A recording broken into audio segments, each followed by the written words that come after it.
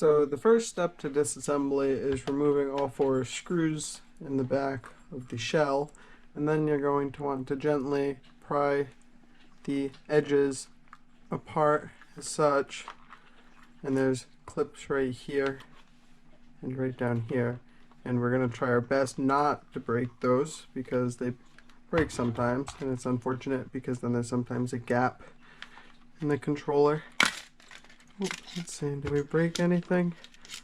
Alright, so we got a partial break on that one. And when you pull these apart, you want to be careful not to pull too hard, because then you might break this ribbon cable, which is why I was gently prying away at the shell. Next, you can remove the battery. And then to remove this ribbon cable, you just want to gently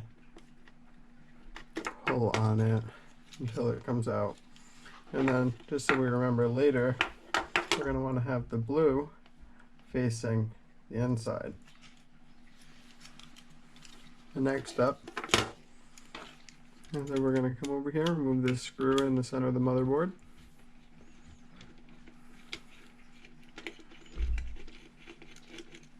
At which point we should be able to just remove this whole assembly right here. Oh, I forgot that step. Of course I forgot this step. Easiest step to forget. This ribbon cable right here. Rookie mistake. Alright, I need to find pliers. Okay, I think these pliers will work. So, next we're going to remove this ribbon cable for the touchpad. You just want to gently wiggle it out with this little tab. We're just going to want to feed it through this little hole that's right here. So with a little bit of persuasion, be able to separate them. Oh, and catch that little screw for the motherboard. And that one does look different from the other screws. The other screws have a different size head.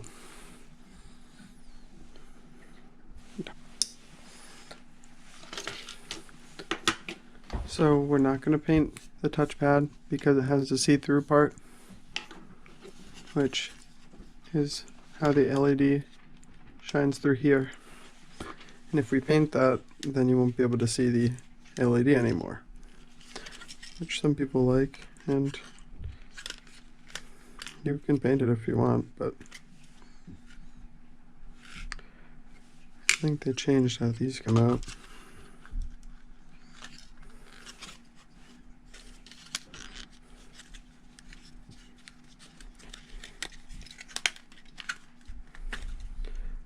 Very confused.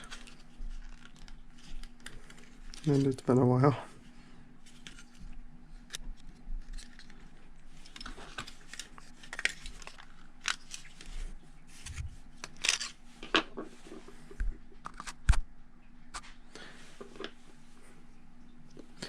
And you can remove this white piece and this piece right here by gently prying up with the flathead screwdriver. Just be very careful though, because you don't want any of those pieces to snap or spring loose and get lost. And I'm just going to remove this, which is how the micro USB connects to the controller. There's a little piece of electrical tape right there. Just going to pry it up with the flathead screwdriver. And we can just gently get this out of here. Put that off to the side. And while this is out, just peel off the little sticker.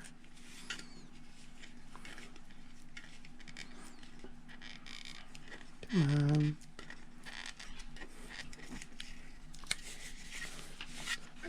then just remove these little rubber pieces, put them somewhere safe, and dump out all your buttons carefully.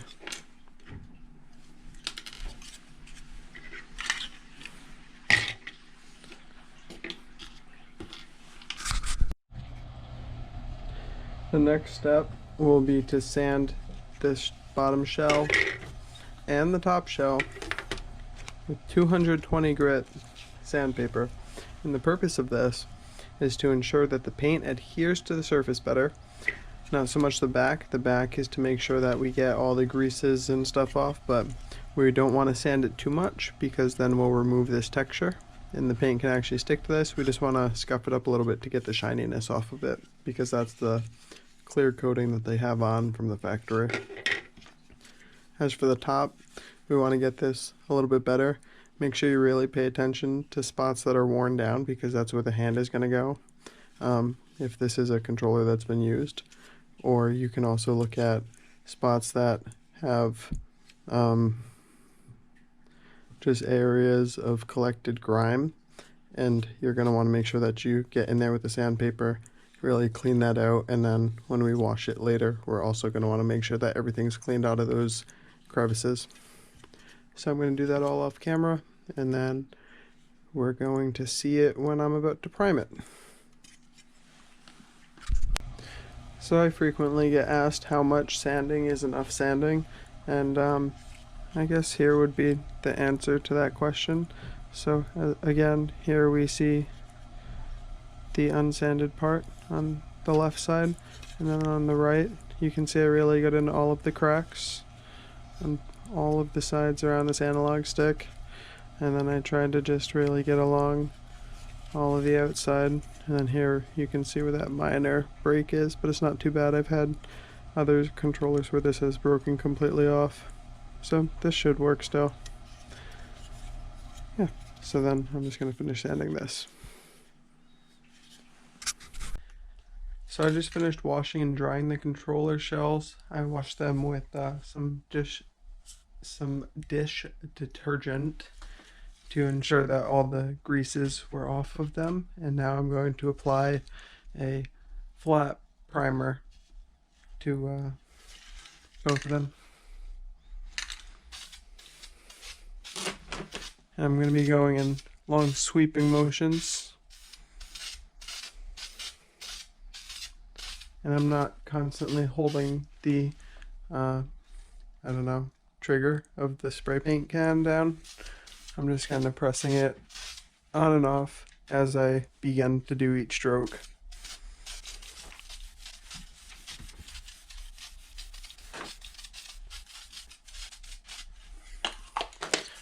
So now we're going to let this dry for about 10 to 15 minutes, and then we're going to come back, carefully move the controller shells without touching any of the primed or painted parts, and then apply a second coat. So it's been about 10 minutes, and now the paint has dried a little bit, and I'm going to apply a second coat. Also make sure to constantly be shaking your can so that the paint doesn't have a chance to settle at the bottom.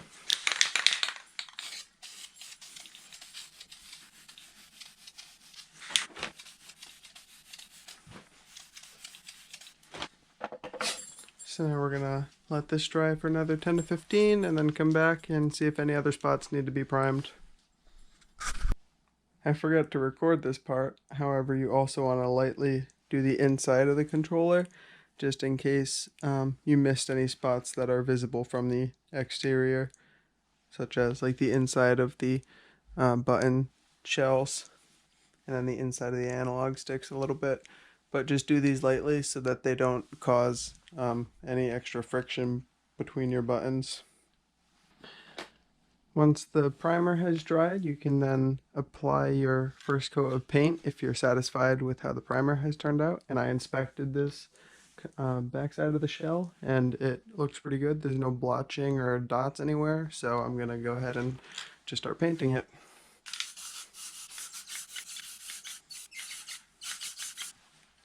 So I'm going to let this dry for about 20 minutes because that's what it says on the can, and then I'm going to come back and give it another coat. So here we can see on the purple bottom side that it came out well, so we can proceed to applying a clear coat to it. However, on the top side, the white, there's a little imperfection right there, and then one right there, one right there.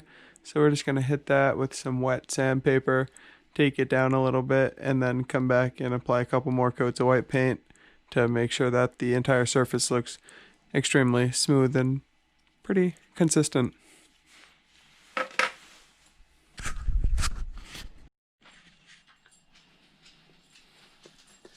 I forgot to press record, however I painted the middle section of the controller with this turquoise color right here. It's called Ocean Mist, but it's like a light turquoise.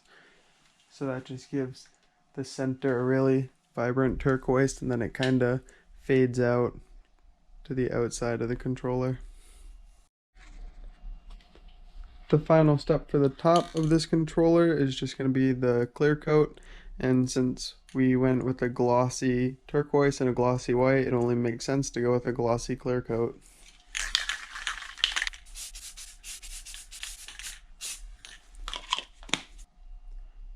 So now we're going to give this about 15 to 30 minutes to dry and then give it a second coat. Then after that second coat, we're just going to touch up any areas that we missed, such as along the bottom of the analog sticks or along the side of the shell. Those areas tend to get undersprayed, so we're just going to make sure that we touch them up as we go along and do the rest of this clear coat. For the back side of the controller, I applied some matte clear coat off camera just because it's pretty simple and it's the same process as the gloss clear coat for the front side of the controller. So then for the reassembly, we're just going to go back on the inside of the back. We're going to start from the back side of the controller just because there's less parts and then we can have more working space. So we're going to carefully slide this USB connecting piece into its channel. It takes a little bit of fidgeting.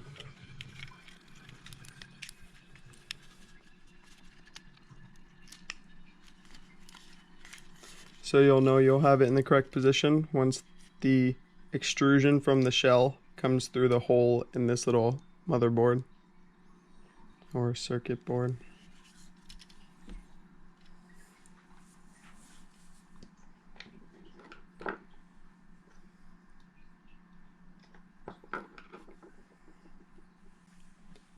Next, we'll take this small silver screw that's flat and install it into this hole in the rear, and only snug it down, don't crank down on it because it's just going into plastic and you don't want to risk breaking the board. Next, we'll take this translucent piece, pop it into place.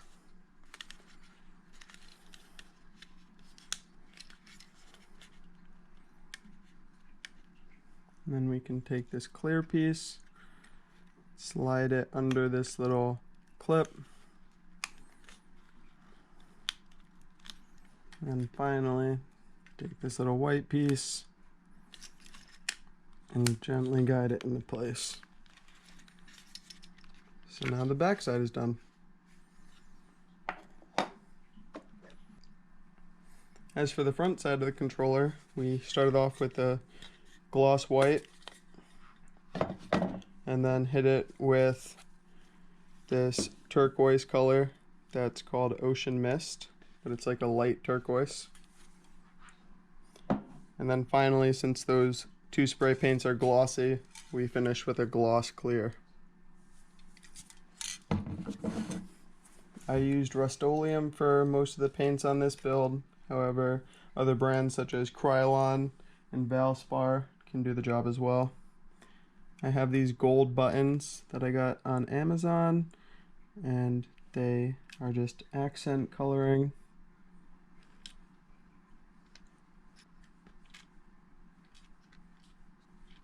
Don't forget about these little rubber, silicone pieces, whatever material this is. They make it so that when you press the buttons in, the motherboard picks up that the button was pressed.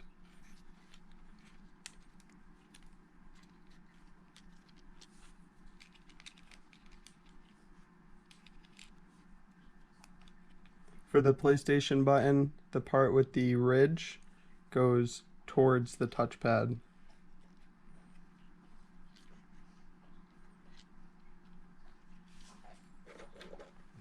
The touchpad just slips in as so.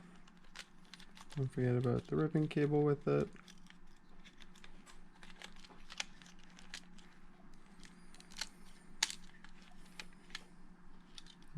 we're gonna put the main motherboard in, and then this brown ribbon cable goes through this opening in the shell.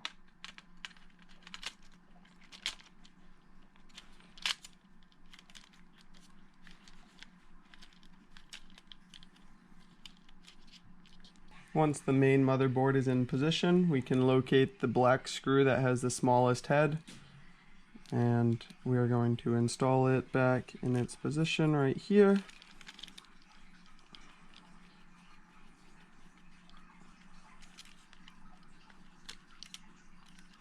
And once that's secure, you can make sure all of the buttons press.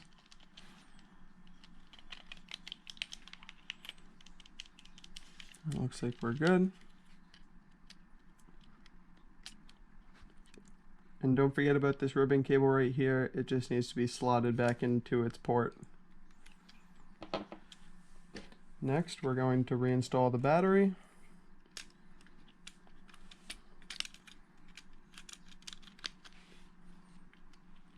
And then we're going to grab the back side of the controller. Keep in mind that on the back side of the controller is this other ribbon cable, and we're going to need to keep it so that the blue tab is facing the battery and that the pins on the ribbon cable go into the port facing the rumble strip, facing the rumbler.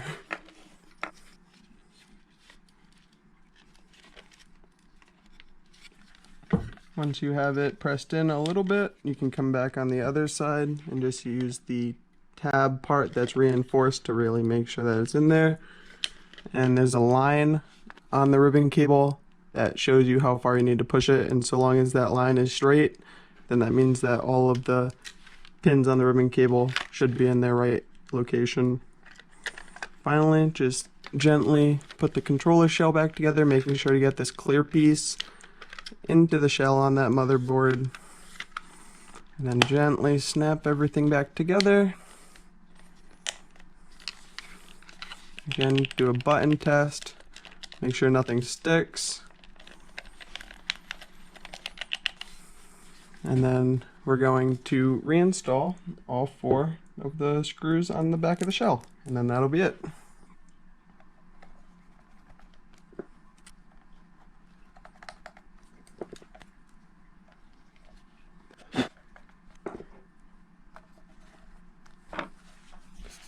So here we go.